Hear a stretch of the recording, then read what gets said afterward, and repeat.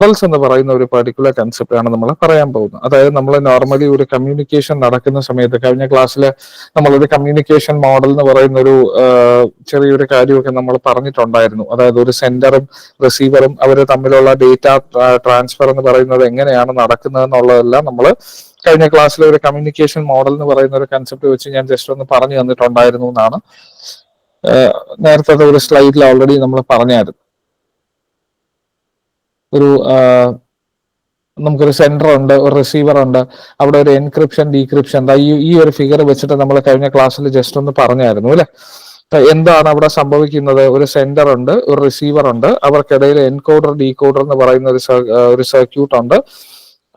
ഈ പറയുന്ന communication channel എന്ന് പറയുന്ന ഒരു കൺസെപ്റ്റ് ആണ് അവിടെ നമുക്കുള്ളത്.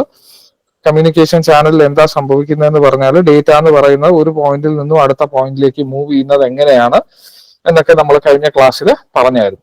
അപ്പൊ നമ്മള് ഇതെന്ന് പറയുന്നത് അതിന്റെ ഒരു ഫിസിക്കൽ സൈഡാണ്. അതായത് കണക്ഷൻ എന്ന് പറയുന്ന ഒരു കൺസെപ്റ്റ് എസ്റ്റാബ്ലിഷ് ചെയ്യുന്നത് എങ്ങനെയാണ്, ആ ഡേറ്റ എന്ന് പറയുന്നത് എങ്ങനെയാണ് അതിനകത്ത് ട്രാൻസ്ഫർ ചെയ്യുന്നത്, സെൻട്രലിൽ ജനറേറ്റ് ചെയ്യുന്ന ഡേറ്റ എന്ന് പറയുന്ന ഒരു കൺസെപ്റ്റ് എങ്ങനെയാണ് റിസീവറിലേക്ക് എത്തുന്നത്, ഫിസിക്കലി അവർ തമ്മിലുള്ള ഒരു പോയിന്റ് ടു പോയിന്റ് കണക്ഷൻ എന്ന് പറയുന്ന ഒരു സംഗതി എങ്ങനെയാണ് എന്നുള്ളതാണ് ഈ ഡയഗ്രം വെച്ച് നമ്മൾ പറഞ്ഞത്. അതായത് നമുക്ക് കാണാൻ പറ്റും എന്തൊക്കെയാണ് അവിടെ നടക്കുന്നത്, ആരൊക്കെയാണ് അതിന്റെ ഇടയിലുള്ള കമ്പോണൻസ് എന്ന് പറയുന്നതൊക്കെ നമുക്ക് അതിനകത്ത് കാണാൻ പറ്റും. ഇനി നമ്മൾ പറയാൻ പോകുന്നത് ഈ കമ്മ്യൂണിക്കേഷൻ എന്ന് പറയുന്ന ഒരു കൺസെപ്റ്റിന്റെ വേറൊരു രീതി, അതായത് അതിന്റെ ബാക്ക്ഗ്രൗണ്ടിൽ നടക്കുന്ന കാര്യങ്ങൾ എന്തൊക്കെയാണെന്നാണ് നമ്മൾ ഇനി പറയാൻ പോകുന്നത്. അവിടെയാണ് നമുക്ക് മോഡൽസ് എന്ന് പറയുന്ന ഒരു കൺസെപ്റ്റിന്റെ ആവശ്യം വരിക. അപ്പൊ അവിടെ നമുക്ക് മോഡൽ എന്നുകൊണ്ട് ഉദ്ദേശിക്കുന്നത് വേറൊന്നുമില്ല, ഏതെങ്കിലും തരത്തിലൊരു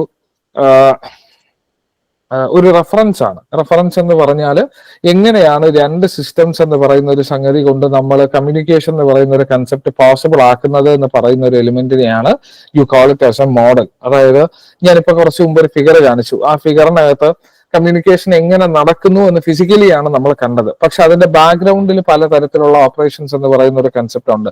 ഒരു എക്സാമ്പിൾ പറയുകയാണെങ്കിൽ ഇപ്പൊ നമ്മൾ കാറൊക്കെ ഓടിക്കുന്ന സമയത്ത് നമുക്ക് അതിന്റെ ബാക്ക്ഗ്രൗണ്ട് ഓപ്പറേഷൻസ് എന്ന് പറയുന്ന ഒരു കൺസെപ്റ്റ് ഒരിക്കലും നമുക്ക് ഡയറക്റ്റ് ആയിട്ട് കാണാൻ പറ്റത്തില്ല. പക്ഷെ നമുക്ക് അതിന്റെ ഇംപ്ലിമെന്റേഷൻ എന്ന് പറയുന്നതിനെ നമുക്ക് അറിയാൻ പറ്റും. ഈ ഡേറ്റാബേസ് മാനേജ്മെന്റ് സിസ്റ്റം പോലെയുള്ള പേപ്പറുകൾ പഠിച്ചിട്ടുണ്ടെങ്കിൽ അതിനകത്ത് നമ്മൾ ഡേറ്റ അബ്സ്ട്രാക്ഷൻ എന്ന് പറയുന്ന ഒരു പ്രോപ്പർട്ടി എന്നാണ് അതിന്റെ പേര് കൊണ്ട് പറയുന്നത്. അല്ലെങ്കിൽ നമ്മുടെ ഒബ്ജക്ട് ഓറിയന്റഡ് പ്രോഗ്രാമിംഗിൽ നമ്മൾ ഡേറ്റ അബ്സ്ട്രാക്ഷൻ എന്നാണ് അതിനെ പറയുന്നത്. ഈ രണ്ട് സബ്ജക്റ്റിൽ നമുക്കത് പറയാനുണ്ട്. അതായത് ബാക്ക്ഗ്രൗണ്ടിൽ നടക്കുന്ന ഓപ്പറേഷൻസ് എന്ന് പറയുന്നതിനെ നമ്മൾ ഹൈഡ് ചെയ്ത് വെച്ചിട്ട് അതിന്റെ ഔട്ട്സൈഡ് വേൾഡിൽ അതിന്റെ റിസൾട്ട്സ്, ആ ഓപ്പറേഷൻസ് എന്ന് പറയുന്നതിന്റെ റിസൾട്ടുകൾ മാത്രം പുറത്തേക്ക് വിടുന്ന ഒരു കൺസെപ്റ്റ് ആണ് നമ്മൾ ഡേറ്റ അബ്സ്ട്രാക്ഷൻ എന്ന് പറയുന്നത്. അപ്പൊ ഇവിടെ നമ്മൾ ആ ഡേറ്റ അബ്സ്ട്രാക്ഷൻ എന്ന് പറയുന്ന ഒരു കൺസെപ്റ്റ് ആണ് നമ്മൾ ഇവിടെ ഇംപ്ലിമെന്റ് ചെയ്യുന്നത്. അതായത് ഒരു മോഡൽ എന്ന് പറയുന്ന ISO OSI എന്ന് പറയുന്ന ഒരു പർട്ടിക്കുലർ മോഡൽ എന്ന് പറയുന്ന ഒരു കൺസെപ്റ്റ് എന്താ ചെയ്യുന്നതെന്ന് വെച്ചാൽ എങ്ങനെയാണ് രണ്ട് കമ്മ്യൂണിക്കേറ്റിംഗ് ഡിവൈസസ് എന്ന് പറയുന്ന ഒരു കൺസെപ്റ്റ് ഇന്നർ ലെയേഴ്സിൽ കമ്മ്യൂണിക്കേറ്റ് ചെയ്യുന്നത് എന്ന് ഡിസ്ക്രൈബ് ചെയ്യുന്ന ഒരു തരം റെഫറൻസിനെയാണ് നമ്മൾ അവിടെ മോഡൽ എന്ന് പറയുന്നത്. ഓക്കെ, അപ്പൊ നമുക്ക് ISO എന്ന് പറഞ്ഞാൽ അറിയാം, ഇന്റർനാഷണൽ സ്റ്റാൻഡേർഡ്സ് ഓർഗനൈസേഷൻ എന്ന് പറയുന്ന ഒരു കൺസെപ്റ്റ് ആണ്. നമ്മൾ OSI എന്ന് പറഞ്ഞാൽ ഓപ്പൺ സിസ്റ്റം ഇന്റർകണക്റ്റഡ് എന്ന് പറയുന്ന ഒരു സംഗതിയാണ്. അതായത് ISOയുടെ കീഴിലുള്ള ഒരു മോഡലാണ്. അതായത് നമ്മുടെ കമ്മ്യൂണിക്കേഷൻ എന്ന് പറയുന്നത് എങ്ങനെയാണ് രണ്ട് ഡിവൈസസ് തമ്മിൽ നടത്തുന്നത് എന്നുള്ളതിന്റെ അതിന്റെ ഇടയിൽ എന്തൊക്കെ ലെയേഴ്സ് ഉണ്ട്, എന്തൊക്കെ കാര്യങ്ങളാണ് ആ പ്രോസസ്സിനിടയിൽ നടക്കുന്നത് എന്നൊക്കെ പറയുന്ന ഒരു കൺസെപ്റ്റ് ആണ് ഈ മോഡൽസ് എന്ന് പറയുന്നത്. അപ്പൊ അതിലെ ഒരെണ്ണമാണ് നമുക്ക് പഠിക്കാനുള്ള ISO OSI മോഡൽ എന്ന് പറയുന്ന ഒരു കൺസെപ്റ്റ്. ഓക്കെ, അപ്പൊ ISO OSI മോഡൽ പറയുമ്പോൾ നമുക്കൊരു കുറച്ച് കാര്യങ്ങൾ ആദ്യമേ ഒന്ന് പറയാനുണ്ട്. ഫസ്റ്റ് വൺ, അതിനെ ഓപ്പൺ സിസ്റ്റം ഇന്റർകണക്ഷൻ മോഡൽ എന്നാണ് പറയുന്നത്. ഓപ്പൺ സിസ്റ്റം ഇന്റർകണക്ഷൻ മോഡൽ എന്ന് പറഞ്ഞാൽ ഈ പറയുന്ന നമുക്ക് ഈ ബാക്ക്ഗ്രൗണ്ടിൽ നടക്കുന്ന കാര്യങ്ങൾ എന്ന് പറയുന്നത് നമുക്ക് ഡയറക്റ്റ് ആയിട്ട് കാണാൻ പറ്റത്തില്ല. പക്ഷെ അതിന്റെ മുൻപിൽ എങ്ങനെയാണ് ആ ഡേറ്റ എന്ന് പറയുന്നത് ഒരു സൈഡിൽ നിന്നും മറ്റേ സൈഡിലേക്ക് പോകുന്നത് എന്നുള്ളതിന്റെ ബാക്ക്ഗ്രൗണ്ട് ഓപ്പറേഷൻസ് എന്ന് പറയുന്ന ഒരു കൺസെപ്റ്റ് ഹൈഡ് ചെയ്ത് വെച്ചിട്ട് ആ ഒരു റിസൾട്ട്സ് എന്ന് പറയുന്ന ഒരു സംഗതി മാത്രമാണ് നമുക്ക് മുന്നിൽ കിട്ടുന്നത്. ഓക്കെ, അതുകൊണ്ട് തന്നെ നമുക്കത് കുറച്ചുകൂടെ, അല്ലെങ്കിൽ അതിനെ ഓപ്പൺ എന്ന് പറയുന്നതിന്റെ റീസൺ വേറെ ഒന്നുമില്ല, പ്രോപ്പർ ആയിട്ട് ആ മെസ്സേജസിന്റെ ഒരു മൂവ്മെന്റ് എന്ന് പറയുന്ന ഒരു സംഗതി എങ്ങനെയാണ് എന്നുള്ളത് നമുക്ക് ജസ്റ്റ് ഒന്ന് അറിയാൻ പറ്റും. അതുകൊണ്ടാണ് അങ്ങനെ പറയുന്നത്. പിന്നെ ആ ഡിഫറെന്റ് കണക്ഷൻസ് എന്ന് പറയുന്ന ഒരു കൺസെപ്റ്റ് നമുക്ക് അവിടെ ആ ഇന്റർ കണക്ഷൻ എങ്ങനെയാണ് ആ ഡിഫറെന്റ് എലിമെന്റ്സ് തമ്മിലുള്ള ഡിഫറെന്റ് നെറ്റ്വർക്ക്സ് ഡിഫറെന്റ് ലെയേഴ്സിനകത്തുള്ള ഡിഫറെന്റ് എലിമെന്റ്സ് എന്ന് പറയുന്ന ഒരു കൺസെപ്റ്റ് എങ്ങനെയാണ് എന്ന് അവർ തമ്മിലുള്ള റിലേഷൻഷിപ്പ് എന്താണെന്നുള്ളത് നമുക്ക് കറക്റ്റ് ആയിട്ട് അറിയാൻ പറ്റും. അപ്പൊ ഇവിടെ ഇതൊരു കൺസെപ്ച്വൽ മോഡലാണ്. അതായത് ആക്ച്വലി ഇങ്ങനെ ഒരു സംഭവം നമുക്ക് ഒരിക്കലും പറയാൻ പറ്റത്തില്ല. ഒരു വെർച്വൽ കൺസെപ്റ്റ് ആണ്. അതുണ്ട് എന്ന് നമുക്ക് പറയാൻ പറ്റത്തുള്ളൂ. അതായത് കൃത്യമായിട്ട് നമുക്ക് കാണാനൊന്നും പറ്റത്തില്ല. അതുകൊണ്ടാണ് അതിനെ കൺസെപ്ച്വൽ മോഡൽ എന്ന് പറയുന്നത്. അതിന്റെ ഇംപ്ലിമെന്റേഷൻ എന്ന് പറയുന്ന ഒരു സംഗതിയുടെ റിസൾട്ട് എന്ന് പറയുന്നത് മാത്രമേ നമുക്ക് അറിയാൻ പറ്റത്തുള്ളൂ. ആ ഒരു ഫിഗർ വെച്ചിട്ട് നമുക്ക് പ്രോപ്പർ ആയിട്ട് എന്തൊക്കെയാണ് സംഭവിക്കുന്നത് എന്നുള്ളത് മാത്രമേ നമുക്ക് പറയാൻ പറ്റത്തുള്ളൂ. അതുകൊണ്ടാണ് അതിനെ ഓപ്പൺ സിസ്റ്റം എന്ന് പറയുന്നത്. പക്ഷെ അതിന്റെ ബാക്ക്ഗ്രൗണ്ടിൽ നടക്കുന്ന ഓപ്പറേഷൻസ് എന്ന് പറയുന്നത് നമുക്ക് കൃത്യമായിട്ട് അറിയാൻ മാത്രമേ പറ്റത്തുള്ളൂ. You can never see that what is happening behind എന്നുള്ളത്. ഓക്കെ, ഇനി created by the international organisation for standardisation which provides a standard for different computer systems to be able to communicate with each other. ഇപ്പൊ നമ്മള് ഇത് actually ഒരു standard ആണ്. Standard എന്ന് പറഞ്ഞാൽ എങ്ങനെയാണ് രണ്ട് കമ്മ്യൂണിക്കേഷൻ പാർട്ടീസ് തമ്മിൽ എങ്ങനെയാണ് ആ ഒരു കൺസെപ്റ്റ് നടക്കുന്നത്, ആശയവിനിമയം എന്ന് പറയുന്ന ഒരു സംഗതി എങ്ങനെയാണ് നടക്കുന്നത്, അതിനകത്ത് ആരൊക്കെയാണ് ഇൻവോൾവ് ആകുന്നത്. ഞാൻ നേരത്തെ പറഞ്ഞു ഫിസിക്കലി അതിന്റെ കണക്ഷൻ എന്ന് പറയുന്ന ഒരു കൺസെപ്റ്റ് ഡിപ്ലോയ് ചെയ്ത് കാണിക്കുന്നതാണ് നേരത്തെ കാണിച്ച ഡയഗ്രാം. ഇവിടെ നമുക്ക് ഒരു സ്റ്റാൻഡേർഡ് ഓഫ് നമുക്കൊരു സ്പെസിഫിക് ആയിട്ടൊരു സെറ്റ് ഓഫ് റൂൾസ് എന്ന് പറയുന്ന ഒരു സംഗതി ഉണ്ട്. അല്ലെങ്കിൽ അതിനെ നമുക്ക് സ്റ്റാൻഡേർഡ് എന്ന് പറയാം. സ്റ്റാൻഡേർഡ് എന്ന് പറഞ്ഞാൽ അവിടെ സെറ്റ് ഓഫ് റൂൾസിനെ നമ്മൾ പ്രോട്ടോകോൾ എന്നാണ് പറയുക. നിങ്ങൾ ഒരുപക്ഷെ പഠിച്ചിട്ടുണ്ടാവും. ഓരോ കമ്മ്യൂണിക്കേഷൻ എന്ന് പറയുന്ന ഒരു സംഗതിയും ഗവൺ ചെയ്യുന്ന ഒരു set of rules and regulations എന്ന് പറയുന്നതുണ്ട്. ഏറ്റവും നല്ല എക്സാമ്പിൾ എന്ന് പറയുന്നത് ഇപ്പൊ നമ്മൾ ഫോൺ എടുക്കുമ്പോൾ ഒരു കോൾ അറ്റൻഡ് ചെയ്യുന്ന സമയത്ത് നമ്മൾ പറയാറുണ്ട് ഹലോ എന്ന് പറയാറുണ്ട് അല്ലെ. ആ ഹലോ എന്ന് പറയുന്ന ഒരു സംഗതി പോലും ആക്ച്വലി എന്താണ്, നമ്മൾ കൃത്യമായിട്ട് കോളിന്റെ അപ്പുറത്ത് നിൽക്കുന്ന വ്യക്തിക്ക് ഇവിടെ കോൾ അറ്റൻഡ് ചെയ്താൽ ഏതെങ്കിലും തരത്തിലുള്ള റെസ്പോൺസ് എന്ന് പറയുന്നത് കിട്ടിയാൽ മാത്രമേ അയാൾക്ക് അവിടെ കോൺവെർസേഷൻ സ്റ്റാർട്ട് ചെയ്യാൻ പറ്റത്തുള്ളൂ. അപ്പൊ അത് ആക്ച്വലി ഒരു പ്രോട്ടോകോൾ എന്ന് വേണമെങ്കിൽ പറയാം. അതുപോലെ തന്നെ നമ്മൾ ഈ പൊതുവെ നമ്മൾ പോലീസിലും ആർമിയിലും ഒക്കെ നമ്മൾ പറയാറുണ്ട്, ഈ ഹയർ ഒഫീഷ്യൽസിനെയൊക്കെ കാണുമ്പോൾ നമ്മൾ സല്യൂട്ട് കൊടുക്കുക, അത്തരം കാര്യങ്ങളൊക്കെയാണ് അവിടെ പ്രോട്ടോകോൾ എന്ന് പറയുന്നത്. ഇവിടെയും നമുക്ക് റൂൾസ് ആൻഡ് റെഗുലേഷൻസ് ഉണ്ട്. ഓരോ രണ്ട് കമ്മ്യൂണിക്കേഷൻ പാർട്ടീസ് തമ്മിൽ ഏതെങ്കിലും തരത്തിലുള്ള ഇന്ററാക്ഷൻ എന്ന് പറയുന്ന ഒരു സംഗതി നടക്കുമ്പോൾ അവർ തമ്മിൽ ഫോളോ ചെയ്യേണ്ട ഒരു സെറ്റ് ഓഫ് റൂൾസ് ആൻഡ് റെഗുലേഷൻസിനെയാണ് നമ്മൾ പ്രോട്ടോകോൾ എന്ന് പറയുന്നത്. ആ പ്രോട്ടോകോൾ ബേസ് ചെയ്ത് നമുക്ക് ഓരോന്നിനും അതിൻ്റെതായിട്ടുള്ള ഒരു പെർട്ടിക്കുലർ സ്റ്റാൻഡേർഡ് ഓഫ് ഓപ്പറേഷൻ ഉണ്ട്. അതായത് ഇന്ന കാര്യങ്ങളാണ് അവിടെ നടക്കേണ്ടത് എന്ന് ഡിസ്ക്രൈബ് ചെയ്യുന്ന ഒരു കൺസെപ്റ്റ് ആണ് അവിടെ സ്റ്റാൻഡേർഡ്സ് എന്നുകൊണ്ട് ഉദ്ദേശിക്കുന്നത്. പ്രോപ്പർ, അതായത് കമ്മ്യൂണിക്കേഷൻ എന്ന് പറയുന്ന ഒരു സംഗതി എഫക്റ്റീവ് ആകാൻ വേണ്ടിയിട്ടാണ് സ്റ്റാൻഡേർഡ്സ് എന്ന് പറയുന്ന ഒരു കൺസെപ്റ്റും കൂടെ നമ്മൾ അവിടെ ഇൻക്ലൂഡ് ചെയ്യുന്നത്. ഓക്കെ, ഇപ്പൊ നമുക്ക് ഇന്റർനാഷണൽ ഓർഗനൈസേഷൻ ഫോർ സ്റ്റാൻഡർഡൈസേഷൻ എന്ന് പറയുന്ന ഒരു ഫേം ആണ് ഈ പറയുന്ന ഒരു സ്റ്റാൻഡേർഡ് പ്രിസ്ക്രൈബ് ചെയ്യുന്നത്. ആ കമ്മ്യൂണിക്കേഷൻ എഫക്റ്റീവ് ആകണമെങ്കിൽ ഇത്ര കാര്യങ്ങൾ പ്രോപ്പർ ആയിട്ട് നടന്നിരിക്കണം എന്ന് പറയുന്ന ഒരു സംഭവം. ഓക്കെ, മൂന്നാമത്തത്, it is based on the concept of splitting up of a communication system into 7 abstract layers, one stacked upon the last. ഞാനിവിടെ ISO OSI മോഡലിൽ ഞാൻ പറഞ്ഞിട്ടുണ്ട്, അവിടെ ഒരു 7 ലെയേഴ്സിന്റെ ഒരു കോമ്പിനേഷൻ ആണ് നമുക്ക് അതിനകത്ത് വരുന്നത്. ആ 7 ലെയേഴ്സിനകത്ത് നിന്നാണ്, അതായത് നമുക്ക് ഞാൻ അവിടെ സെൻഡറും റിസീവറും കാണിച്ചിട്ടുണ്ട്, 2 ആരോ കൂടി കാണിച്ചിട്ടുണ്ട്. അതായത് ആപ്ലിക്കേഷൻ ലെയർ എന്ന് പറയുന്ന ഒരു കൺസെപ്റ്റിൽ നിന്ന് ഞാൻ താഴേക്ക് വന്ന്, അതായത് ഇവർ തമ്മിൽ എല്ലാ ഡിവൈസസിലും, എല്ലാ കമ്മ്യൂണിക്കേഷൻ ഡിവൈസസ് എന്ന് പറയുന്ന ഈ ഒരു സംഗതിയിലും ഈ പറയുന്ന 7 ലെയറും ഉണ്ട്. അപ്പൊ നമ്മൾ ഒരു മെസ്സേജ് അയക്കുമ്പോഴോ അല്ലെങ്കിൽ ഒരു മെസ്സേജ് റിസീവ് ചെയ്യുമ്പോഴോ അതിന്റെ ഓർഡർ ആണ് ആരോ വെച്ച് കാണിച്ചിരിക്കുന്നത്. സെൻഡർ നമ്മൾ അയക്കുന്ന സമയത്ത് ആപ്ലിക്കേഷൻ ലെയറിൽ നിന്നും താഴേക്ക് വന്നിട്ട് അവിടെ നിന്നാണ് നമ്മുടെ റെസിപ്പിയൻ സിസ്റ്റം ഏതാണോ ആ പെർട്ടിക്കുലർ സിസ്റ്റത്തിലേക്ക് പോകുന്നത്. അതേസമയം റിസീവ് ചെയ്യുന്ന സമയത്ത് താഴെ നിന്ന് മുകളിലേക്കായിരിക്കും പോകുന്നത്. നമുക്ക് ഡീറ്റെയിൽഡ് ആയിട്ട് പറയാം, ഓരോ ലെയർ പറയുമ്പോൾ ഞാൻ പറഞ്ഞു തരാം എന്താണെന്നുള്ളത്. അപ്പൊ ഇവിടെ ആ ഹോൾ എലിമെന്റ് എന്ന് പറയുന്നത് ആ ഒരു വെർച്വൽ കൺസെപ്റ്റ് എന്ന് പറയുന്നതിന് എന്താക്കി മാറ്റുകയാണ്, 7 അബ്സ്ട്രാക്ട് ലെയേഴ്സ് ആക്കി മാറ്റുകയാണ്. ആ ഓരോ ലെയറിന്റെ മുകളിലും അടുത്ത ലെയർ എന്ന് പറയുന്നത് ഇങ്ങനെ വന്നിട്ടുണ്ട്. ഓക്കെ, നമ്മളിപ്പോ കണ്ടതുപോലെ each layer of the OSI model handles a specific job and communicates with the layer above and below itself. ഞാൻ ഇവിടെ ഈ വരച്ചിരിക്കുന്ന ഫിഗറിനകത്ത് ഓരോ ലെയർ എന്ന് പറയുന്നതും അതിന്റെ തൊട്ട് മുകളിലുള്ള എലിമെന്റ്സിനെയും അതുപോലെ തന്നെ തൊട്ട് താഴെയുള്ള ആ പെർട്ടിക്കുലർ ലെയേഴ്സുമായിട്ട് കമ്മ്യൂണിക്കേഷൻ എന്ന് പറയുന്ന ഒരു കൺസെപ്റ്റ് അവിടെ നടക്കുന്നുണ്ട്.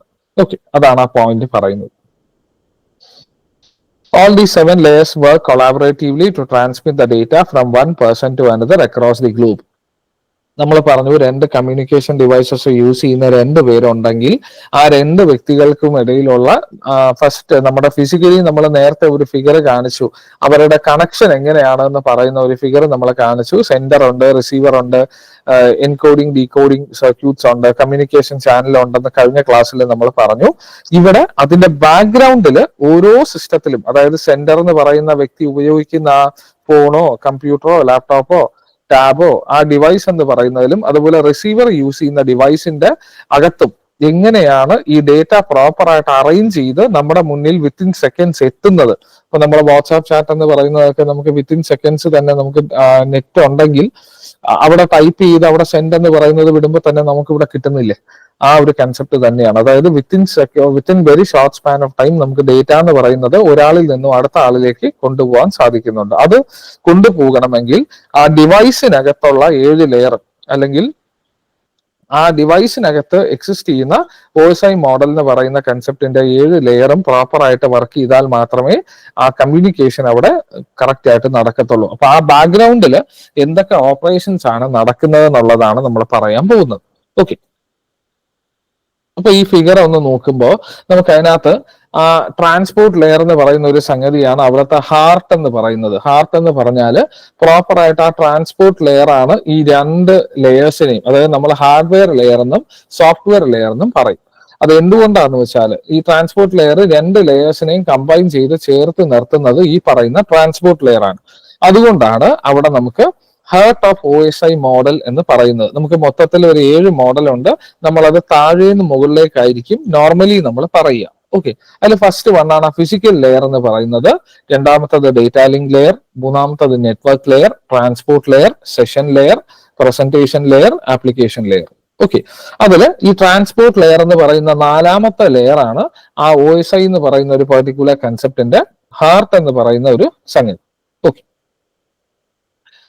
ഇനി ഇവിടെ നമുക്ക് ഇതിനെ ഈ ട്രാൻസ്പോർട്ട് ലെയർ ആണ് 2 ടൈപ്പ് ഓഫ് ലെയേഴ്സ് എന്ന് പറയുന്ന ഒരു കൺസെപ്റ്റിനെ ഹോൾഡ് ചെയ്യുന്നതെന്ന് ഞാൻ പറഞ്ഞു. സോഫ്റ്റ്വെയർ ലെയേഴ്സും ഹാർഡ്വെയർ ലെയറും. അതെന്താന്ന് വെച്ചാൽ നമ്മുടെ സോഫ്റ്റ്വെയർ ലെയർ എന്ന് പറയുന്ന ഒരു കൺസെപ്റ്റിനകത്ത് നമുക്ക് 3 ലെയേഴ്സ് ആണ് പറയുന്നത്. അത് ഒരു സെൻഡറിന്റെ നമ്മളിപ്പോ ഒരു ഇമെയിൽ അയക്കുകയാണ്. ആ ഇമെയിൽ അയക്കുന്ന സമയത്ത് നമ്മൾ ബ്രൗസർ ഓപ്പൺ ചെയ്തല്ലേ നമ്മളത് ടൈപ്പ് ചെയ്യുക.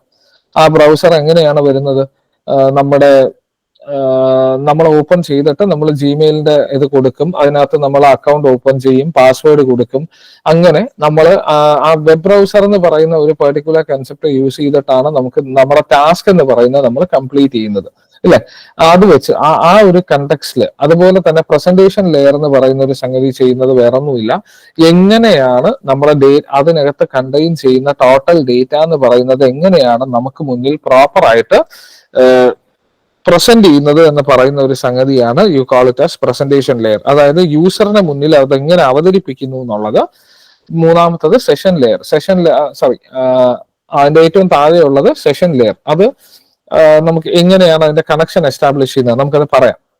അപ്പൊ ഈ 3 കൂടെ ചേർന്നിട്ടാണ് നമ്മൾ സോഫ്റ്റ്വെയർ ലെയർ എന്ന് പറയുന്നത്. സോഫ്റ്റ്വെയർ ലെയർ എന്ന് പറയാൻ കാരണം നമ്മൾ ഈ പറയുന്ന ഒരു സെൻഡർ സിസ്റ്റം ഏതാണോ അതിനകത്ത് നമ്മൾ ഡയറക്റ്റ് ആയിട്ട് ഒരു സോഫ്റ്റ്വെയർ ഓപ്പൺ ചെയ്ത് നമ്മുടെ ടാസ്ക് എന്ന് പറയുന്ന ഒരു കൺസെപ്റ്റ് കംപ്ലീറ്റ് ചെയ്യുന്നത് കൊണ്ടാണ് നമ്മൾ അതിനെ സോഫ്റ്റ്വെയർ ലെയേഴ്സ് എന്ന് പറയുന്നത്. ഓക്കെ, ക്ലിയർ ആയി എന്ന് വിശ്വസിക്കുന്നു. ഇനി ട്രാൻസ്പോർട്ട് ലെയറിന് താഴെ വരുന്ന നമുക്ക് ഹാർഡ്വെയർ ലെയർ ആണ്. അതായത് നമ്മൾ എന്താ ചെയ്യുന്നതെന്ന് വെച്ചാൽ ഈ പറയുന്ന ഒരു ജിമെയിലോ അല്ലെങ്കിൽ അതുപോലെ എന്തെങ്കിലുമൊക്കെ നമ്മൾ യൂസ് ചെയ്യുന്ന സമയത്ത് നമുക്കൊരു മെയിൽ കമ്പോസ് ചെയ്യണം. മെയിൽ കമ്പോസ് ചെയ്തിട്ട് നമ്മൾ സെൻഡ് എന്ന് പറയുന്ന ഒരു ബട്ടൺ ക്ലിക്ക് ചെയ്ത് കഴിഞ്ഞാൽ പിന്നെ അത് പോകുന്നത് നമ്മുടെ ഡിവൈസസിലേക്കാണ്. റൗട്ടേഴ്സ് പോലെയുള്ള ഡിവൈസസ് എന്ന് പറയുന്ന ഒരു സംഗതിയിലേക്കാണ് നമുക്കത് പോകുന്നത്.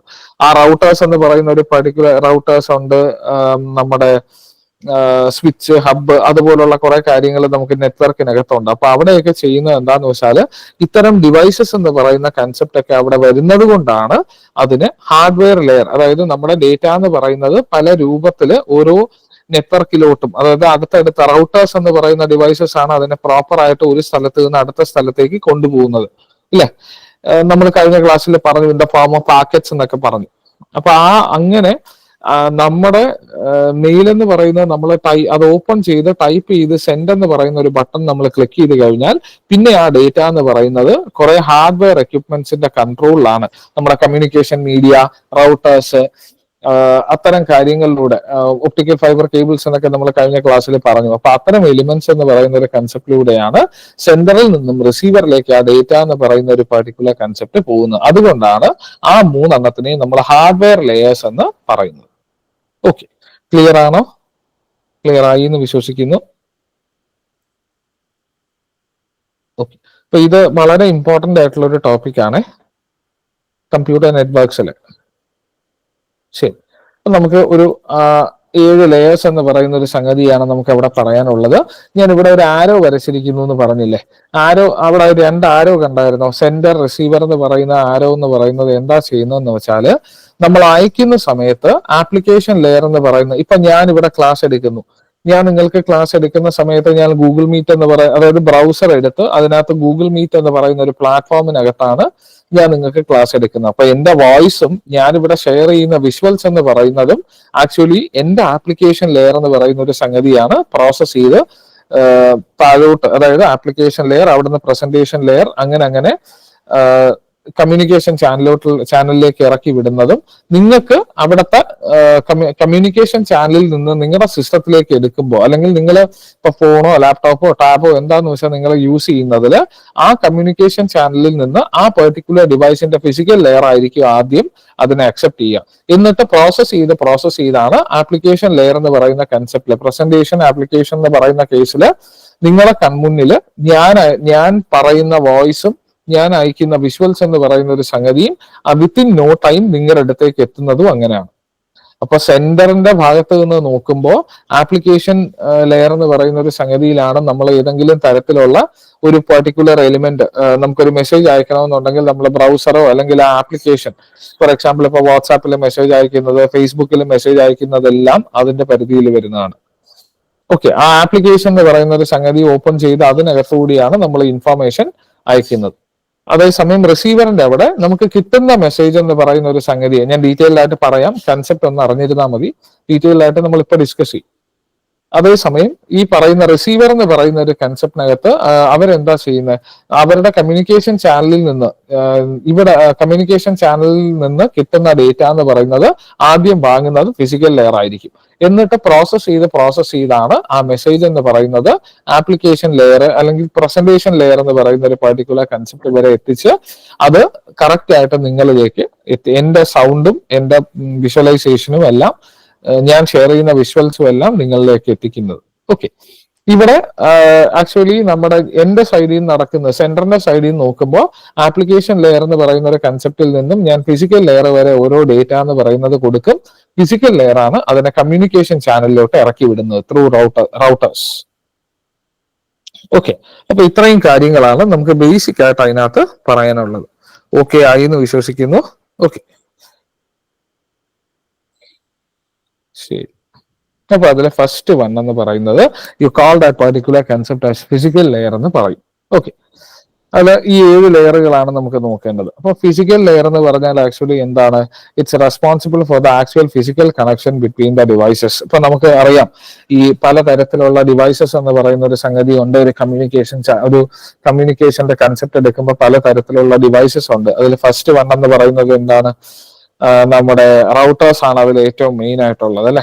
അപ്പൊ ഈ റൗട്ടേഴ്സ് ആണ് നമുക്ക് ഡേറ്റ എന്ന് പറയുന്നത് ഒരു സ്ഥലത്ത് നിന്നും, അല്ലെങ്കിൽ നമ്മൾ അയക്കുന്ന ഡേറ്റ എന്ന് പറയുന്നത് ഒരു സ്ഥലത്ത് നിന്നും അടുത്ത സ്ഥലത്തേക്ക് പാക്കറ്റ്സ് എന്ന് പറയുന്ന ഒരു കൺസെപ്റ്റിന്റെ രൂപത്തിലൊക്കെ നമ്മൾ കഴിഞ്ഞ ക്ലാസ്സിൽ പറഞ്ഞായിരുന്നു. പാക്കറ്റ്സിന്റെ രൂപത്തിലാണ് ഡേറ്റ എന്ന് പറയുന്ന ഒരു പർട്ടിക്കുലർ കൺസെപ്റ്റ് ഒരു പോയിന്റിൽ നിന്നും അടുത്ത പോയിന്റിലേക്ക് പോകുന്നതെന്നൊക്കെ നമ്മൾ പറഞ്ഞിട്ടുണ്ടായിരുന്നു. അപ്പൊ അങ്ങനെ ഈ റൗട്ടേഴ്സ് പോലെയുള്ള ഹാർഡ്വെയർ ഡിവൈസസ് എന്ന് പറയുന്ന ഒരു കൺസെപ്റ്റ് ആണ് ആക്ച്വലി നമ്മുടെ ഫിസിക്കൽ ലെയറിൽ ഉള്ളത്. ഓക്കെ, അപ്പൊ അവിടെ ആ ഡിഫറെന്റ് ഡിവൈസസ് തമ്മിലുള്ള ഫിസിക്കൽ ഇന്റർ കണക്ഷൻ എന്ന് പറയുന്ന ഒരു കൺസെപ്റ്റ് പ്രോപ്പർ ആയിട്ട് ഡിസ്ക്രൈബ് ചെയ്യുന്നതും ഈ പറയുന്ന ഫിസിക്കൽ ലെയർ ആണ്. ഓക്കെ ആണെന്ന് വിശ്വസിക്കുന്നു. രണ്ടാമത്തത് contains information in the form of bits, അതായത് ബൈനറി സീറോസ് ആൻഡ് വൺസ് എന്ന് പറയുന്ന ഒരു കൺസെപ്റ്റിന്റെ കോമ്പിനേഷൻ ആയിട്ടാണ് നമുക്ക് ഫിസിക്കൽ ലെയർ എന്ന് പറയുന്ന ഒരു സംഗതിയിൽ പ്രധാനമായിട്ടും കാര്യങ്ങൾ വരുന്നത്. അതായത് നമുക്ക് ഡേറ്റ എന്ന് പറയുന്നത് ഒരിക്കലും ഡയറക്റ്റ് ആയിട്ട് എന്ത് ചെയ്യാൻ പറ്റത്തില്ല, നമുക്ക് ഡയറക്റ്റ് ആയിട്ട് റെപ്രസെന്റ് ചെയ്യാൻ പറ്റത്തില്ല. കാരണം കമ്മ്യൂണിക്കേഷൻ ചാനൽ എന്ന് പറയുന്ന ഒരു സംഗതി എന്താണോ തരുന്നത് അത് ചിലപ്പോൾ ഇലക്ട്രിക് സിഗ്നൽസിന്റെ രൂപത്തിലോ അല്ലെങ്കിൽ നമുക്ക് ഇലക്ട്രിക് സിഗ്നൽസിനകത്ത് തന്നെ നമ്മൾ സീറോസ് ആൻഡ് വൺസിന്റെ കോമ്പിനേഷനാണ് പറയുന്നത്. കാരണം ഇന്നത്തെ കമ്മ്യൂണിക്കേഷൻ ചാനൽസ് എല്ലാം നമുക്കറിയാം ഡിജിറ്റൽ ആയിട്ടുണ്ടെന്ന് അറിയാം. അപ്പൊ സീറോസ് ആൻഡ് വൺസിന്റെ കോമ്പിനേഷൻ ആയിട്ടല്ലേ ഇത് വരത്തുള്ളൂ. അങ്ങനെയുള്ള ഒരു കൺസെപ്റ്റ്. അപ്പൊ നമുക്ക് സീറോസും വൺസും ആയിട്ട് ബിറ്റ്സിന്റെ രൂപത്തിലാണ് നമ്മൾ അതിനെ ഇൻഫോർമേഷൻ എന്ന് പറയുന്ന ഒരു കൺസെപ്റ്റ് അവിടെ റെപ്രസെന്റ് ചെയ്യുന്നു. ഇനി ഞാൻ നേരത്തെ പറഞ്ഞതുപോലെ ആ ലെയർ എന്ന് പറയുന്നത് എന്താണ്? ഫിസിക്കൽ എക്യുപ്മെന്റ്സ് എന്ന് പറയുന്ന ഒരു സംഗതിയാണ് അവിടെ കൂടുതൽ. അപ്പൊ ഡേറ്റ ട്രാൻസ്ഫർ എന്ന് പറയുന്ന ഇതിനായിട്ട് നമ്മൾ യൂസ് ചെയ്യുന്നത്, ഏറ്റവും കൂടുതൽ യൂസ് ചെയ്യുന്നത് എന്തൊക്കെയാണ്? ഈ കേബിൾസ്, സ്വിച്ചസ്, അതുപോലെ നമ്മുടെ റൗട്ടേഴ്സ്, അത്തരം ഡിവൈസസ് ആണ്.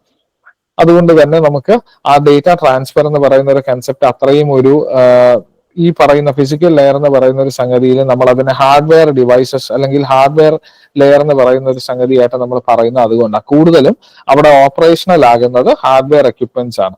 അതാണ് ഫിസിക്കൽ കമ്പോണൻസ് എന്ന് പറയുന്ന ഒരു പെർട്ടിക്കുലർ കൺസെപ്റ്റ് കൊണ്ട് നമ്മൾ പറഞ്ഞത്. ഓക്കെ,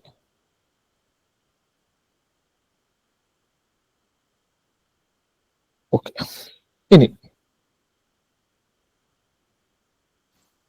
ഇനി ആ ലെയറിൽ നമുക്ക് ഡേറ്റ എന്ന് പറയുന്ന ഒരു സംഗതി നമുക്ക് ബിറ്റ് സ്ട്രീംസ് ആയിട്ടാണ് നമുക്ക് പോകുന്നത്. ബിറ്റ് സ്ട്രീംസ് എന്ന് പറഞ്ഞാൽ ബൈനറി സീറോസ് ആൻഡ് വൺസ് എന്ന് പറയുന്നതിന്റെ കോമ്പിനേഷൻ ആയിട്ടാണ് നമുക്ക് ഡേറ്റ എന്ന് പറയുന്ന പോകുന്നത്. നമ്മൾ നേരത്തെ പറഞ്ഞത് തന്നെയാണ്. ഇപ്പൊ എനിക്കൊരു സെന്ററിൽ നിന്ന് ഒരു റിസീവറിലേക്ക് ഏതെങ്കിലും തരത്തിലുള്ള ഇൻഫർമേഷൻ അയക്കണമെന്നുണ്ടെങ്കിൽ ഈ പറയുന്ന ഡേറ്റ എന്ന് പറയുന്നത് ഫിസിക്കൽ പോയിന്റ്, അതായത് നമ്മുടെ ഫിസിക്കൽ കണക്ഷൻ എന്ന് പറയുന്ന ഒരു പെർട്ടിക്കുലർ ഫിസിക്കൽ ലെയർ എന്ന് പറയുന്ന ഒരു സംഗതിയിൽ വന്നിട്ടാണ് ആ ഹോൾ ഡേറ്റ എന്ന് പറയുന്ന ഒരു കൺസെപ്റ്റ് എന്തായി മാറുന്നത്? ഈ പറയുന്ന വൺസിന്റെയും സീറോസിന്റെയും കോമ്പിനേഷൻ, അതായത് ബിറ്റ് സ്ട്രീം എന്ന് പറയുന്ന ഒരു കൺസെപ്റ്റ് ആയിട്ട് മാറുന്നത്. ബിറ്റ് സ്ട്രീം എന്ന് പറഞ്ഞാൽ നമുക്ക് ഒരു ഇത്ര നമ്പർ ഓഫ് ബിറ്റ്സ് മാത്രമേ ഒരു പെർട്ടിക്കുലർ മൊമെന്റ് ഓഫ് ടൈമിൽ നമുക്ക് ചിലപ്പോൾ ട്രാൻസ്മിറ്റ് ചെയ്യാൻ പറ്റത്തുള്ളൂ. അതായത് ഇപ്പൊ നമ്മൾ പറയാറുണ്ട് ഒരു ബൈറ്റ് എന്ന് പറയുന്നത് 8 ബിറ്റ് ആണ് അല്ലെ. അപ്പൊ 8 ബിറ്റിന്റെ കോമ്പിനേഷൻ ആയിട്ടൊക്കെ നമുക്ക് ചിലപ്പോൾ ഇൻഫർമേഷൻ എന്ന് പറയുന്നത് ഒരു സെൻട്രൽ നിന്നും റിസീവറിലേക്ക് ഒരു കമ്മ്യൂണിക്കേഷൻ ചാനൽ വഴി ചിലപ്പോൾ കടത്തി വിടാൻ പറ്റത്തുള്ളൂ. Depends upon the channel. നമ്മൾ പഠിച്ചിട്ടുണ്ടാവും, നിങ്ങൾ ഡേറ്റ കമ്മ്യൂണിക്കേഷൻ എന്ന് പറയുന്ന ഒരു കൺസെപ്റ്റിൽ ചിലപ്പോൾ പഠിച്ചിട്ടുണ്ടാവും. സീരിയൽ ട്രാൻസ്മിഷൻ, പാരലൽ ട്രാൻസ്മിഷൻ എന്ന് പറയുന്ന ഒരു കൺസെപ്റ്റ് നിങ്ങൾ ചിലപ്പോൾ പഠിച്ചിട്ടുണ്ടാവും. സീരിയൽ ട്രാൻസ്മിഷൻ എന്താണ്? രണ്ട് കമ്മ്യൂണിക്കേഷൻ ഡിവൈസസ് ഉണ്ടെന്നുണ്ടെങ്കിൽ ഒന്നിന് പിറകെ ഓരോന്നായിട്ട് ഓരോ ബിറ്റും കടത്തി വിടുന്നതിനെയാണ് you call that particular concept ആ സീരിയൽ ട്രാൻസ്മിഷൻ എന്ന് നമ്മൾ പഠിച്ചിട്ടുണ്ട്. അവിടെ ഒരു സ്റ്റാർട്ട് ബിറ്റും ഒരു സ്റ്റോപ്പ് ബിറ്റ് എന്ന് പറയുന്ന ഒരു സംഗതിയൊക്കെ നമ്മൾ പഠിച്ചിട്ടുണ്ടാവും. അവിടെ നമ്മൾ ആ റിസീവറിനെ അലേർട്ട് ചെയ്യാനായിട്ട് നമ്മൾ സ്റ്റാർട്ട് ബിറ്റും സ്റ്റോപ്പ് ബിറ്റ് എന്ന് പറയുന്ന ഒരു കൺസെപ്റ്റും ഒക്കെ നമ്മൾ പഠിച്ചിട്ടുണ്ടാവും. അപ്പൊ അവിടെയാണ് നമുക്ക് ഈ സ്ട്രീമിന്റെ യൂസ് എന്ന് പറയുന്ന ഒരു സംഗതി വരുന്നത്. ഓക്കെ, അതുപോലെ തന്നെ നമ്മൾ പാരലൽ ട്രാൻസ്മിഷൻ എന്ന് പറയുമ്പോൾ എന്താണ്? ഒരു സമയത്ത് മൾട്ടിപ്പിൾ ബിറ്റ്സ് എന്ന് പറയുന്നത് സെൻട്രൽ നിന്നും റിസീവറിലേക്ക് നമുക്ക് ട്രാൻസ്മിറ്റ് ചെയ്യാൻ പറ്റുന്ന രീതിയിലുള്ള ഒരു ഓപ്പറേഷനെയാണ് you call them as parallel transmission. അതായത് കമ്മ്യൂണിക്കേഷൻ ചാനലിനകത്ത് തന്നെ അറ്റ് എ ടൈം ഒന്നിൽ കൂടുതൽ ബിറ്റ്സ് എന്ന് പറയുന്നത് നമുക്ക് ഒരേ സമയം ട്രാൻസ്മിറ്റ് ചെയ്യാൻ പറ്റും. അങ്ങനെയുള്ള ആ ബിറ്റ്സിന്റെ കോമ്പിനേഷൻ എന്ന് പറയുന്ന ഒരു പെർട്ടിക്കുലർ കൺസെപ്റ്റ് ഡീൽ ചെയ്യുന്നതാണ് U call that concept as A physical layer.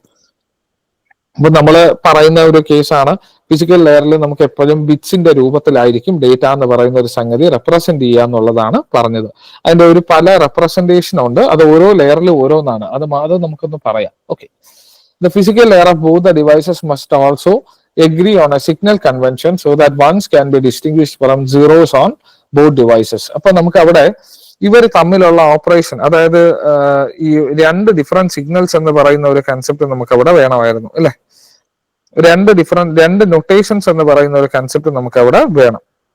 ആ രണ്ട് നൊട്ടേഷൻസ് എന്ന് പറയുന്നത് കിട്ടിയാൽ മാത്രമേ നമുക്ക് പ്രോപ്പർ ആയിട്ട് എറേഴ്സ് വന്നിട്ടുണ്ടോ ഇല്ലയോ എന്നുള്ളതൊക്കെ കണ്ടുപിടിക്കാൻ പറ്റൂ. അതായത് ഒരു കമ്മ്യൂണിക്കേഷൻ ചാനലില് നമുക്ക് ഏറ്റവും പോസിബിൾ ആയിട്ടുള്ള ഒരു സംഗതി U call them as noise എന്ന് പറഞ്ഞു അല്ലെ. ആ നോയ്സ് എന്ന് പറയുന്നത് എന്താണ്? ഒരു സിഗ്നലിനകത്ത് വരുന്ന പല തരത്തിലുള്ള ഇംപ്യൂരിറ്റീസിനെയാണ് നമ്മൾ നോയ്സ് എന്ന് പറയുന്നത്. അത്തരം നോയ്സസ് എന്ന് പറയുന്ന ഒരു സംഗതി ചിലപ്പോ ഒരു 1 ബിറ്റിനെ 0 ബിറ്റ് ആക്കാം, അല്ലെങ്കിൽ ഒരു 0 ബിറ്റിനെ 1 ബിറ്റ് ആക്കാം. അങ്ങനെയുള്ള കേസുകൾ വരുമ്പോൾ പ്രോപ്പറായി നമുക്ക് ചിലപ്പോ ഈ പറയുന്ന മെസ്സേജിന്റെ അർത്ഥം തന്നെ മാറിപ്പോവും. അതുപോലെ തന്നെയാണ് ഈ പറയുന്ന സിഗ്നൽ ഏതാണ്ട് ഇവിടെ സിഗ്നൽ കൺവെൻഷൻ എന്നുകൊണ്ട് പറയുന്നത് നമുക്ക് കൃത്യമായിട്ട് ഒരു സീറോയിനെയും ഒരു വണ്ണിനെയും നമ്മൾ ഡിജിറ്റൽ സിഗ്നലിൽ പറഞ്ഞപ്പോ ഒരു സീറോയിനെയും ഒരു വണ്ണിനെയും തമ്മിൽ എങ്ങനെ തിരിച്ചറിയാം എന്നുള്ളതും കൂടെ ഭയങ്കര ഇമ്പോർട്ടന്റ് ആണ്. അതായത് എറർ സംഭവിക്കുന്നു എന്നുള്ളത് മാത്രമല്ല, ഈ രണ്ടും തമ്മിൽ പ്രോപ്പർ ആയിട്ട് എങ്ങനെയാണ് ഡിസ്റ്റിങ്ക്വിഷ് ചെയ്യപ്പെടുന്നത്, അതായത് ഒരു റൈസ് ഉണ്ടോ അല്ലെങ്കിൽ ഒരു ഫോൾ ഉണ്ടോ, സിഗ്നൽ ഫോളോ സിഗ്നൽ റൈസോ അങ്ങനെ എന്തെങ്കിലും ഉണ്ടോ ഇല്ലയോ എന്നുള്ളത് നമുക്ക് അറിയാൻ പറ്റണം. അപ്പൊ പ്രോപ്പർ ആയിട്ട് വണ്ണും സീറോയും തമ്മിൽ തിരിച്ചറിയാൻ പറ്റണം. അതുപോലെ തന്നെ എറേഴ്സ് എന്ന് പറയുന്ന ഒരു കൺസെപ്റ്റ് ഉണ്ടോ എന്നും ഒക്കെ തിരിച്ചറിയാനും പറ്റണം. അതിനു വേണ്ടിയിട്ടാണ് ഇവർ തമ്മിൽ ഉള്ള ഒരു സംവിധാനം, അവർ തമ്മിൽ രണ്ട് ഡിവൈസസ് തമ്മിൽ ഉള്ള ഒരു സംവിധാനം നമ്മളവിടെ അവര് തമ്മിൽ ഒരു എഗ്രിമെന്റ് വേണമെന്നുള്ളത് പറയുന്നത്. ഓക്കെ, ഇനി രണ്ടാമത്തെ കേസ് എന്ന് പറയുന്നത്, അപ്പൊ നമ്മൾ ഇവിടെ ഫിസിക്കൽ ലെയർ എന്ന് പറയുന്ന ഒരു സംഗതിയിൽ ഏറ്റവും ഇമ്പോർട്ടന്റ് ആയിട്ട് ഒബ്സർവ് ചെയ്യേണ്ട ഒരു കാര്യം, ഇവിടെ നമ്മൾ ബൈനറി സീറോസ് ആൻഡ് വൺസിന്റെ കോമ്പിനേഷൻ ആയിട്ടാണ് ആ ഡേറ്റ എന്ന് പറയുന്ന ഒരു സംഗതി വരുന്നത്. രണ്ടാമത്തെ എന്ന് പറയുന്നത് ഇലക്ട്രിക് സിഗ്നൽസിന്റെ രൂപത്തിലാണ് കാര്യങ്ങൾ സിഗ്നൽ, അതായത് നമ്മുടെ മെസ്സേജസ് എന്ന് പറയുന്ന ഒരു സംഗതി കമ്മ്യൂണിക്കേഷൻ ചാനലിലൂടെ കടന്നു പോകുന്നത് എന്നുള്ളതാണ് പറഞ്ഞത്. ഓക്കെ, ഇനി ഡേറ്റാ ലിങ്ക് ലെയർ എന്ന് പറയുന്ന ഒരു രണ്ടാമത്തെ ലെയർ നമ്മൾ ഇവിടെ പറഞ്ഞു. നമ്മുടെ ഹാർഡ്വെയർ ലെയേഴ്സിലെ രണ്ടാമത്തെ കേസാണ് നമുക്ക് ഡേറ്റാ ലിങ്ക് ലെയർ എന്ന് പറയുന്ന ഒരു കൺസെപ്റ്റ് കൊണ്ട് പറയുന്നത്. ഇവിടെ പ്രധാന ജോലി എന്ന് പറയുന്നത് ഡേറ്റ ട്രാൻസ്ഫർ എന്ന് പറയുന്ന ഒരു സംഗതിയാണ് അവിടെ പ്രധാനമായിട്ട് നടക്കുന്നത്. ഡേറ്റ ട്രാൻസ്ഫർ എന്ന് പറഞ്ഞാൽ രണ്ടു പേർക്കും ഇടയിലുള്ള ഡേറ്റ എന്ന് പറയുന്നത് എങ്ങനെയാണ് നമ്മൾ, അതായത് ഇവർ ഈ പറയുന്ന ഒരു ഈ ഫിഗറിനകത്ത് നമുക്ക് ആക്ച്വലി ഇവിടെ ഒരു ഫിഗറും കൂടെ വരേണ്ടതാണ്. നിങ്ങളുടെ ടെക്സ്റ്റിനകത്ത് അത് ഇല്ലെന്ന് തോന്നുന്നു. ഈ രണ്ടുപേരും തമ്മിലുള്ള ഒരു ഇന്റർമീഡിയറ്റ് ആയിട്ടുള്ള ഒരു കൺസെപ്റ്റ് ഉണ്ട്. രണ്ടുപേരുടെയും ഇത് കാണിക്കുന്ന ഒരു സംഭവം ഉണ്ട്, അത് ഇല്ലെന്ന് തോന്നുന്നു, അതാണ് ഞാൻ വെക്കാത്തത്. രണ്ടുപേരുടെയും കമ്മ്യൂണിക്കേഷൻ പ്രോപ്പർ ആയിട്ട് ലെയർ ബൈ ലെയർ കാണിക്കുന്ന ഒരു സംഗതിയുണ്ട്. ആ ഒരു കൺസെപ്റ്റ് വെച്ചിട്ടാണ് ഇവിടെ ഡേറ്റാ ലിങ്ക് ലെയർ പറഞ്ഞിട്ടുള്ളത്. അപ്പൊ അതെന്താ ചെയ്യുന്നതെന്ന് തോന്നുന്നു. എന്താ ചെയ്യുന്നതെന്ന് വെച്ചാൽ അവിടെ നമുക്ക് ആ രണ്ട് ഡിവൈസസ് തമ്മിലുള്ള കമ്മ്യൂണിക്കേഷൻ എന്ന് പറയുന്നതിനേക്കാളും എങ്ങനെയാണ് ആ ഡിവൈസസിനകത്തുള്ള രണ്ട് ലെയേഴ്സ് തമ്മിൽ ഈ ഡേറ്റ ഇന്റർചേഞ്ച് എന്ന് പറയുന്ന ഒരു കൺസെപ്റ്റ് നടത്തുന്നതെന്ന് പറയുന്നതാണ് ഡേറ്റാ ലിങ്ക് ലെയർ ചെയ്യുന്നത്. ബേസിക്കലി അവിടുത്തെ രണ്ട് കാര്യങ്ങളാണ് ഏറ്റവും ഇമ്പോർട്ടന്റ് ആയിട്ട് അവിടെ പറയേണ്ട രണ്ട് കാര്യങ്ങൾ എന്ന് പറയുന്നത്.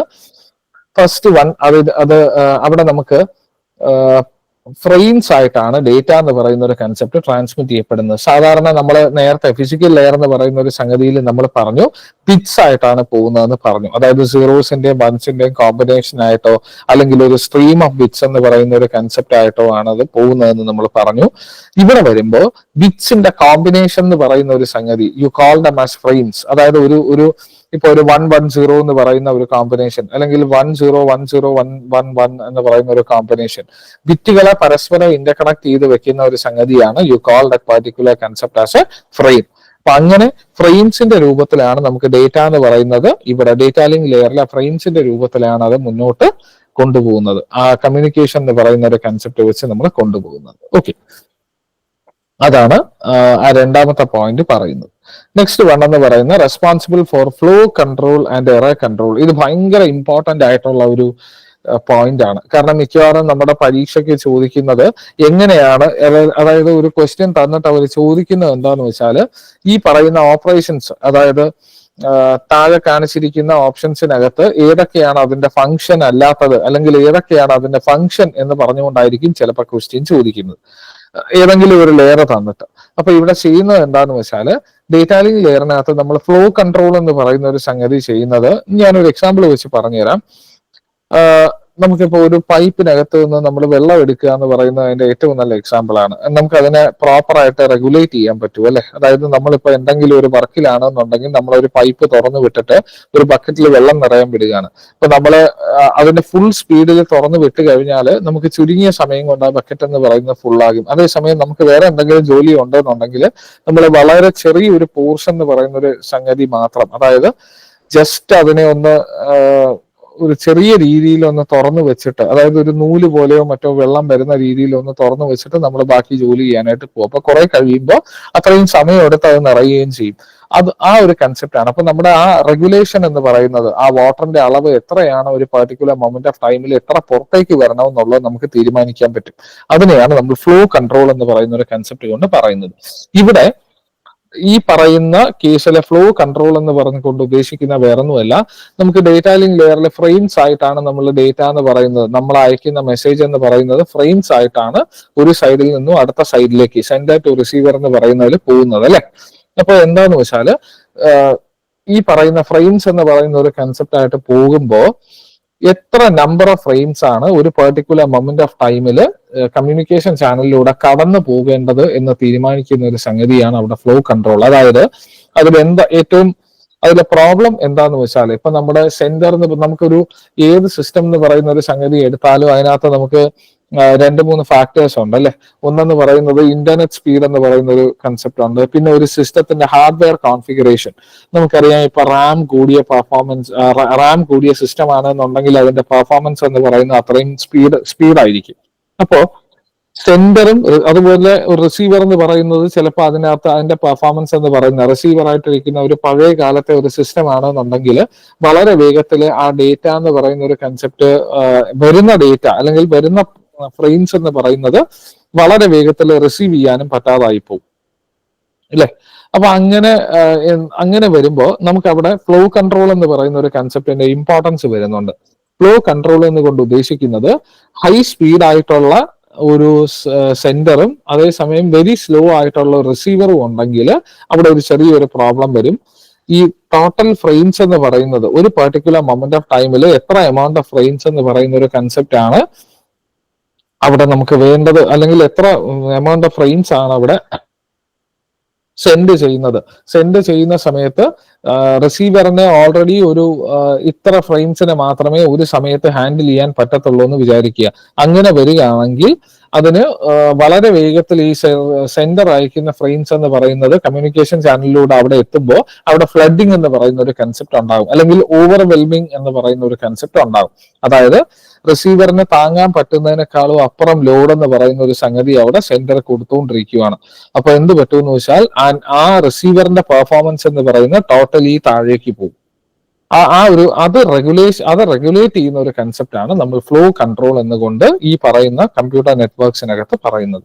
ഓക്കെ, ഒരു എക്സാമ്പിൾ പറയുകയാണെങ്കിൽ നമ്മൾ ഈ CBSEയുടെയോ അല്ലെങ്കിൽ സ്റ്റേറ്റ് സിലബസിന്റെയോ ഒക്കെ എക്സാം റിസൾട്ട് വരുന്ന ദിവസം, പബ്ലിക് എക്സാമിന്റെ റിസൾട്ട് വരുന്ന ദിവസം എന്താന്ന് വെച്ചാൽ നമ്മൾ ആ റിസൾട്ട് പബ്ലിഷ് ചെയ്യുന്ന പെർട്ടിക്കുലർ മൊമെന്റ് തന്നെ നമുക്ക് ഒരു കാൻഡിഡേറ്റിന്റെ റിസൾട്ട് അറിയാൻ പറ്റുമോ?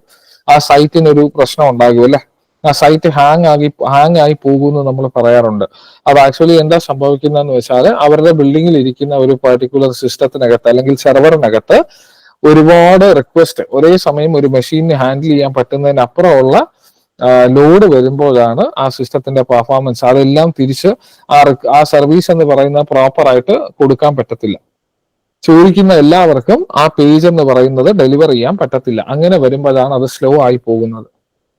ഓക്കെ, അപ്പോൾ എന്ത് പറ്റുമെന്ന് വെച്ചാൽ നമ്മൾ അവിടെയാണ് പ്രോക്സി സെർവേഴ്സ് എന്ന് പറയുന്ന ഒരു കൺസെപ്റ്റ് ഒക്കെ യൂസ് ചെയ്തിട്ട് നമ്മൾ ആ പറയുന്ന സെർവർ എന്ന് പറയുന്നതിനെ ജസ്റ്റ് ഒന്ന് റിക്കവർ ചെയ്യാനുള്ള ഒരു ഗ്യാപ്പ് കൊടുക്കും. അന്നേരം പ്രോക്സി സെർവറാണ് സെർവറിന്റെ ജോലി എടുത്തിട്ട് ആ എലിമെന്റ്സിനെ, അതായത് വരുന്ന റിക്വസ്റ്റുകളെല്ലാം പ്രോസസ് ചെയ്യുന്നത് പ്രോക്സി സെർവർ ആയിരിക്കും. ആ സമയം കൊണ്ട് സെർവർ പതുക്കെ അവന്റെ ഒരു പഴയ ഫോമിലോട്ടൊന്ന് തിരിച്ചു വരികയും ചെയ്യും. പതുക്കെ ഓരോന്നും പ്രോസസ് ചെയ്യുന്നത്. ഈ നമ്മൾ പറഞ്ഞ അതിനെയാണ് നമ്മൾ അതിനെ ഫ്ലോ കൺട്രോൾ എന്ന് പറയുന്ന ഒരു കൺസെപ്റ്റ് കൊണ്ട് പറയുന്നത്. എറർ കൺട്രോൾ എന്ന് പറയുന്നത് വേറൊന്നുമല്ല, നമ്മൾ സാധാരണ കുറച്ചു മുമ്പ് ഞാൻ പറഞ്ഞ ഒരു കാര്യം തന്നെയാണ്. നമ്മൾ സാധാരണ ഒരു ഡേറ്റ എന്ന് പറയുന്ന ഒരു സംഗതി എടുക്കുമ്പോൾ ഒരു ബിറ്റ് സ്ട്രീം, ഇപ്പൊ ഞാൻ പറഞ്ഞു 101011 എന്ന് പറയുന്ന ഒരു ബിറ്റ് സ്ട്രീം എനിക്ക് ഒരു സെൻഡറിൽ നിന്നും റിസീവറിലേക്ക് എനിക്ക് അയക്കണം.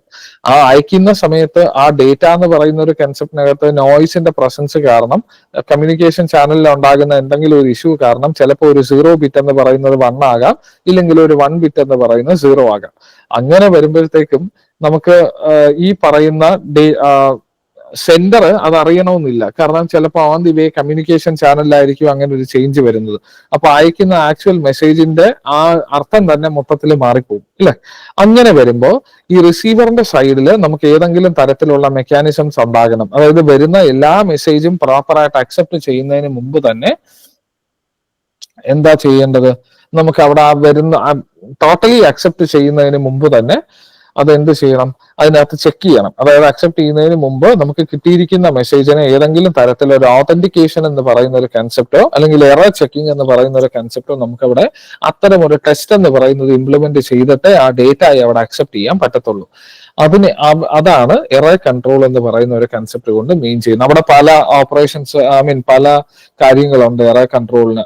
Forward error correction, backward error correction ഒരുപക്ഷെ നിങ്ങളൊക്കെ പഠിച്ചിട്ടുണ്ടാവും.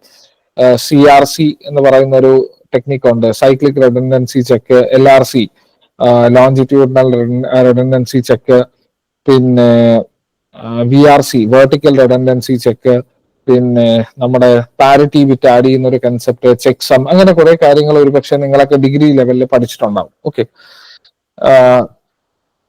ആ ഒരു കൺസെപ്റ്റ് ആണ് ഇവിടെ പറയുന്നത്. അപ്പൊ എറർ കൺട്രോൾ എന്ന് പറയുന്നത് നമ്മൾ അയക്കുന്ന മെസ്സേജ് എന്ന് പറയുന്ന ഒരു സംഗതി റിസീവറിലേക്ക് എത്തുമ്പോൾ പോലും എന്ത് സംഭവിക്കാൻ പാടില്ല, ആ ഡേറ്റ എന്ന് പറയുന്നതിൽ ചേഞ്ചസ് എന്ന് പറയുന്ന ഒരു സംഗതി ഉണ്ടാവാൻ പാടില്ല. അതാണ് ആ ചേഞ്ചസ് എന്ന് പറയുന്ന ഒരു കൺസെപ്റ്റ് ഉണ്ടായാലും അത് കറക്റ്റ് ആയിട്ട് ഡീകോഡ് ചെയ്ത് ഒരു എറർ എന്തെങ്കിലും എറർ എന്തെങ്കിലും അതിനകത്ത് സംഭവിച്ചിട്ടുണ്ടോ ഇല്ലയോ എന്നുള്ളത് ചെക്ക് ചെയ്തിട്ടാണ് എന്ത് ചെയ്യുന്നത്, ആ ഡേറ്റ എന്ന് പറയുന്ന ഒരു പർട്ടിക്കുലർ കൺസെപ്റ്റ് അവിടെ അക്സെപ്റ്റ് ചെയ്യുന്നത്. അതാണ് ഈ പറയുന്ന ഡേറ്റ ലിങ്ക് ലെയറിന്റെ രണ്ട് മോസ്റ്റ് ഇമ്പോർട്ടന്റ് ഫങ്ഷൻസ് എന്ന് പറയുന്നത്, ഫ്ലോ കൺട്രോളും എറർ കൺട്രോളും. ഓക്കെ, അപ്പൊ ഇവിടെ ശ്രദ്ധിക്കേണ്ട ഒരു കാര്യം, നമ്മൾ ഫിസിക്കൽ ലെയറിൽ ആ ഡേറ്റ എന്ന് പറയുന്നത് നമ്മൾ എന്ത് വെച്ചിട്ടാണ് പറഞ്ഞത്, ദാറ്റ് റെപ്രസെന്റേഷൻ എന്ന് പറയുന്ന ഒരു കൺസെപ്റ്റിനെ എന്ത് വെച്ചിട്ടാണ് പറഞ്ഞത്, U call them as bits എന്ന് പറഞ്ഞു. രണ്ടാമത്തെ കേസിൽ നമ്മൾ ഫ്രെയിംസ് എന്ന് പറഞ്ഞു.